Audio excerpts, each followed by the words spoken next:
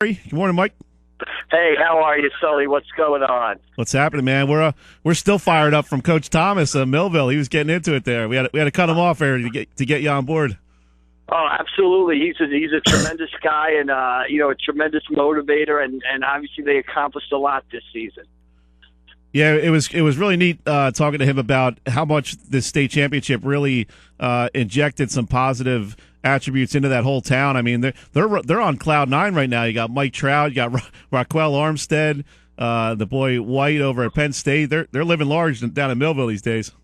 Well, it's obviously their first championship in like 41 years, and it's a town that loves high school sports. So, it obviously means a lot to every one of them. So it's a tremendous thing for the people of Millville.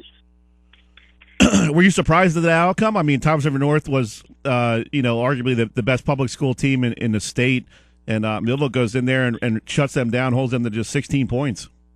Well, I think the question was, a lot of people looked at the first-round game. Atlantic City went up to Toms River North and played them extremely tough, and people kind of looked at that game. Was that game an anomaly, or that game was an indication of maybe could the teams in the down in South Jersey play with the short conference power? And I guess it turned out to be correct, because Atlantic City, that game turned out to be correct because Millville went in there, got off to a great start.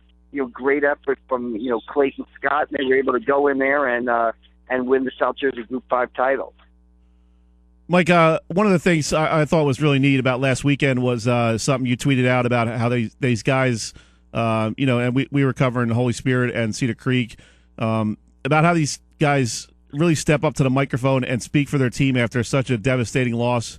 Their high school career is over, and they gotta face the media as 18-year-old kids, and that's not an easy thing to do. And I thought that was a really pertinent tweet you sent out that, hey, kudos to these guys for really taking this on their shoulders and really turning into young men from boys in that moment.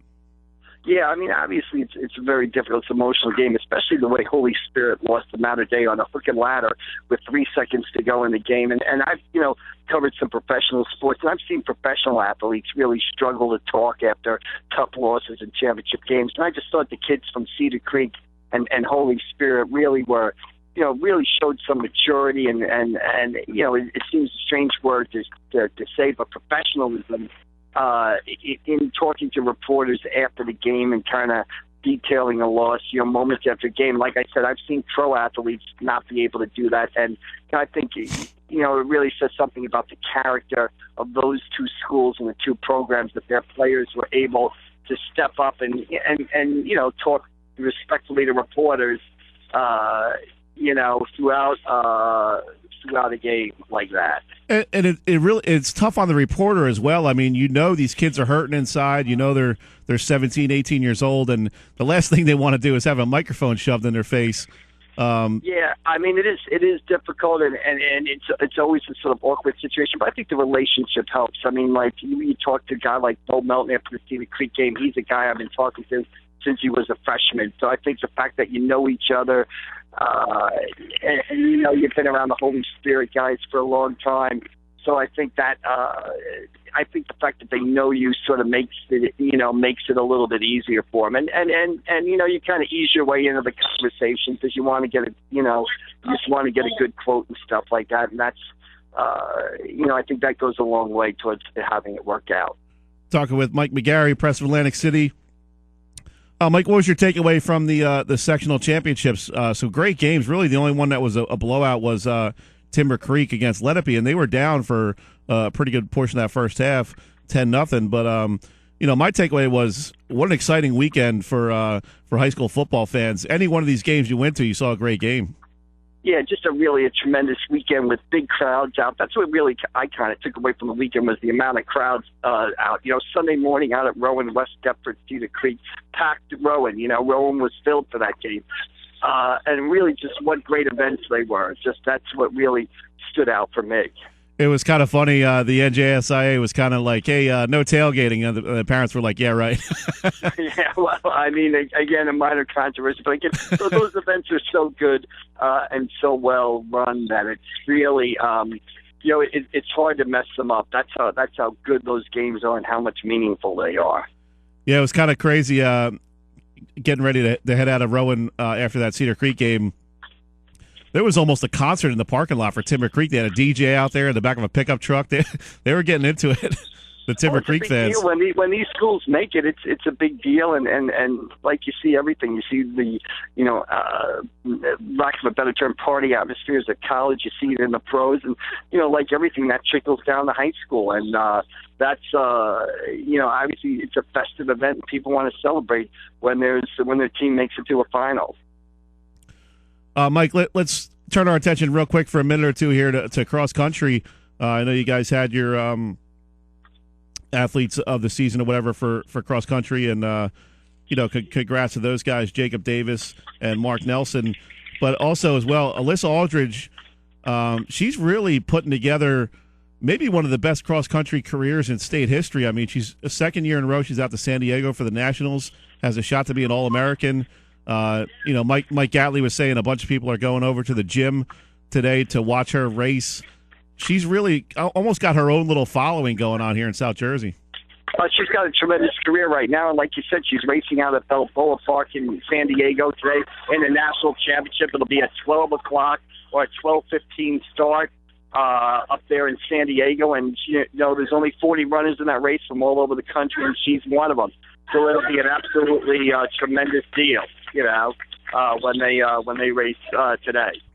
Are you surprised at all at her career? I mean, she doesn't really fit the prototypical cross-country mold. She's only about 5'2", 5'1", maybe.